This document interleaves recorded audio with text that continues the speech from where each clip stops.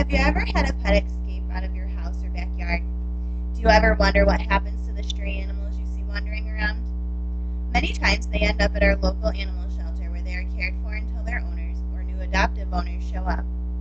Stray Haven is a small private humane society that is located in Tioga County, New York. Stray Haven has been offering a safe haven to animals for more than 40 years.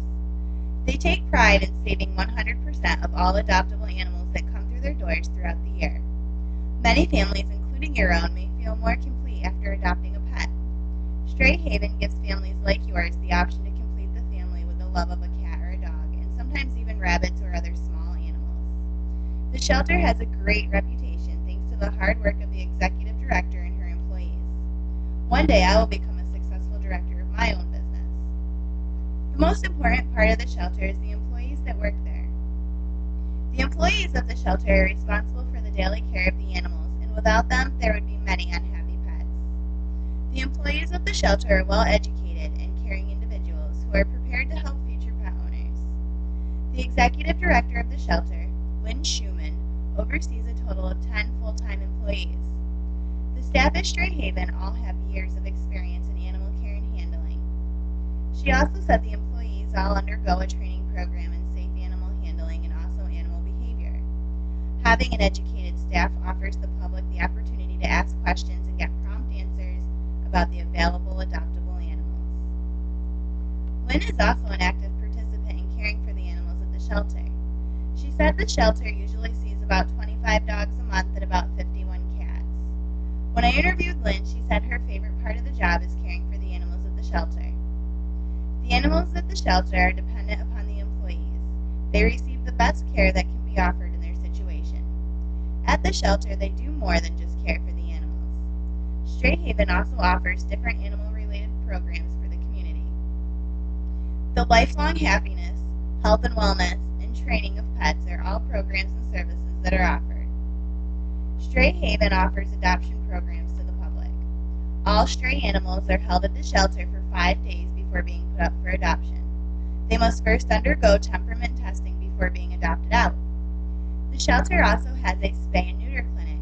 The spay and neuter clinic is set at a low cost for the general public. Spay and neutering is done Monday through Thursday at the Stray Haven Clinic. The clinic also offers routine veterinary services to the public on Fridays. A portion of this money is used to help purchase supplies for the animals and to keep the shelter running.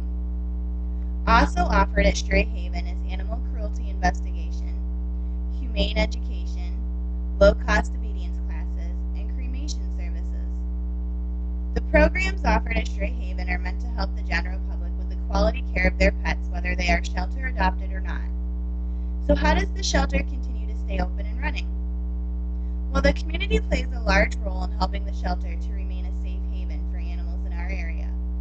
During my interview with Lynn, I asked how the facility is funded. The facility depends a lot upon the money from pet adoptions, clinic fees, fundraising, memorials, and donations from the public. Not only does the facility collect monetary donations, but they also ask for donations of supplies such as dish detergent, laundry detergent, bleach, garbage bags, food dishes, leashes, flea control, blankets, and so on. Without the help of the community, the shelter would not be able to keep its doors open. Not only do the community members donate money and supplies, but they also donate time by volunteering at the shelter. Lynn said the shelter usually gets about 6 volunteers on Saturdays, and during the week it is hit or miss. Not only do they have volunteers, but they also offer community service hours to people who have received some type of punishment for the law. I even volunteered at the shelter and did a number of different jobs in caring for the animals. I cleaned cat cages, I brushed cats, walked dogs, played with the dogs in an outdoor cage, I cleaned out kennels, I fed and watered the dogs, I filled the food barrels, and I completed general cleaning chores like sweeping and mopping and doing the dishes. Community members are an important asset to the shelter. By offering donations of supplies, money, and time, they help keep the shelter up and running in the best interest of the animals. Being an executive director of any business is a lot of hard work, but with the right goals, resources, and support, any business can be successful. After interviewing Lynn, I can relate many of the duties of her job to the job I intend to have upon graduating from Keystone College. Lynn is the executive director, which she equates to being the shelter manager. I was shocked at how much she actually does at the shelter. She handles all the fundraising, grants, ordering of supplies, managing the staff members, overseeing the kennels, the office, and the clinic. I intend to open my own child care center upon graduating from Keystone College. And when I have my own center, I too will be in charge of a multiple number of components at my facility. I will handle finances, human resources, overseeing employees and classrooms, ordering supplies, advertising, and communicating with families.